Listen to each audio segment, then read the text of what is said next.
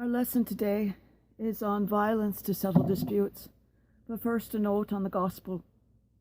For those of you who attended Mass yesterday or read or listened to the gospel, you will note that today's gospel from Matthew is exactly the gospel from Luke yesterday in the Sunday gospel, where Luke goes at longer length from more people saying to Jesus, I will follow you, but let me do this first.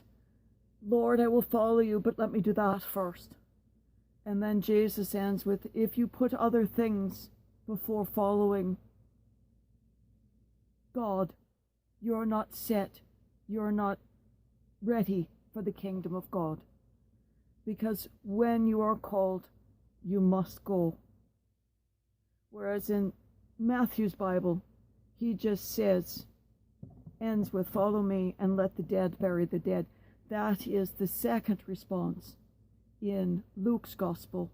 And then there are three more after that, before he condemns all who put something else before him.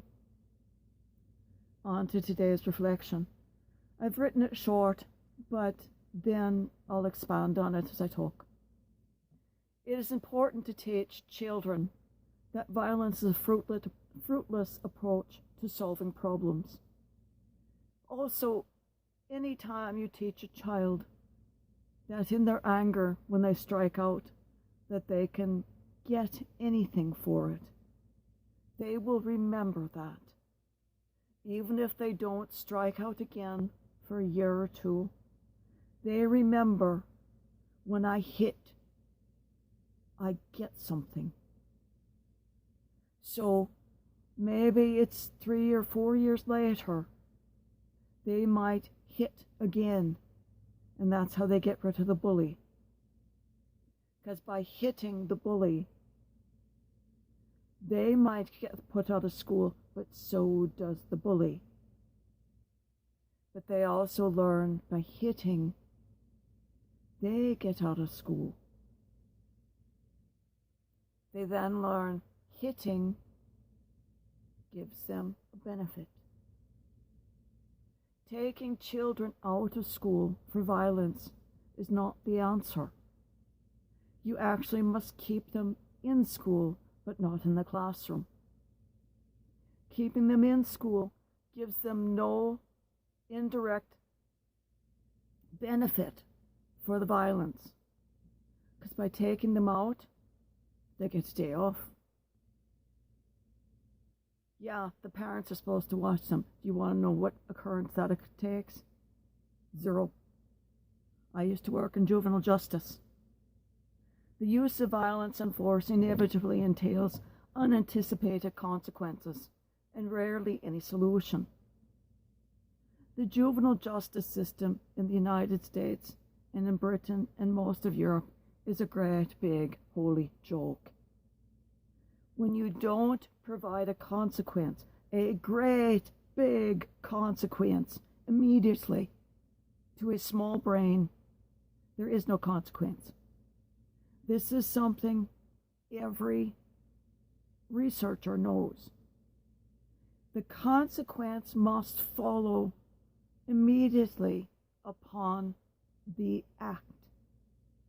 If the act occurs on Friday, the consequence must occur on Saturday to Monday at the latest.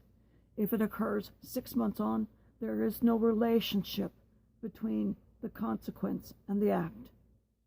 They're totally disassociated in the brain. You can say, this is because of this. It doesn't connect. You must make them connect in time. Juvenile justice in all of these countries must become swift and firm. None of this, oh, this is your first offense, we'll let you off, you're such a cute little thing. Yes, I've heard male and female judges say this. It's a bunch of trot. They must make them hurt the first time. And making the parents pay is a bunch of crook. You make the parents pay for things like truancy, where it is actually the parental responsibility, but making the parent pay fines for things like aggravated assault, for things like robbery, for things like murder. Oh yeah, they had a lot of control over the child once the child left the home. Truancy is a logical thing for the parent to pay for because the child is logically there at 12, 13, and 14. After 14, no, it's not. And if the child is in justice at 13, the child is not in the home at 15, unless justice steps on the child. It would be much better if children grew up accustomed to the ideal that the proper way to resolve problems is through dialogue, through reaching a mutually agreeable solution. And that is something that is learned in the justice system. There are programs within justice that are meted out immediately where they must go to their victim.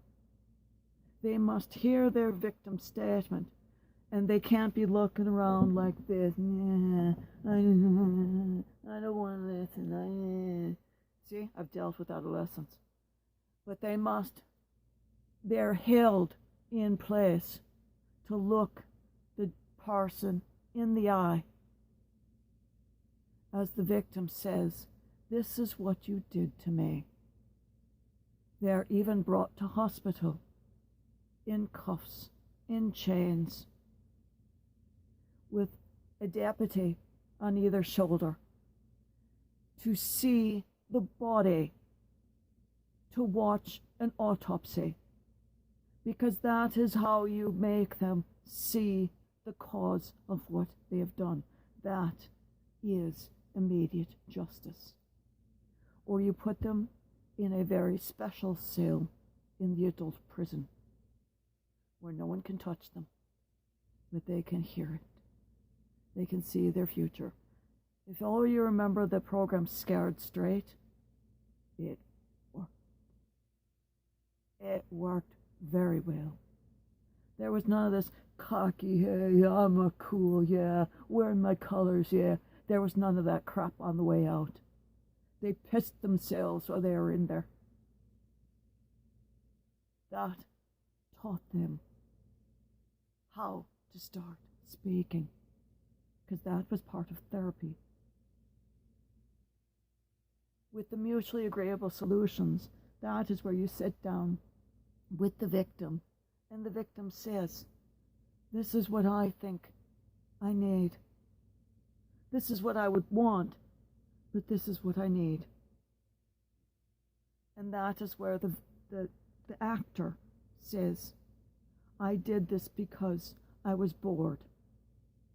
I did this because I crashed your car, and I stole and crashed your car because I thought it was cool.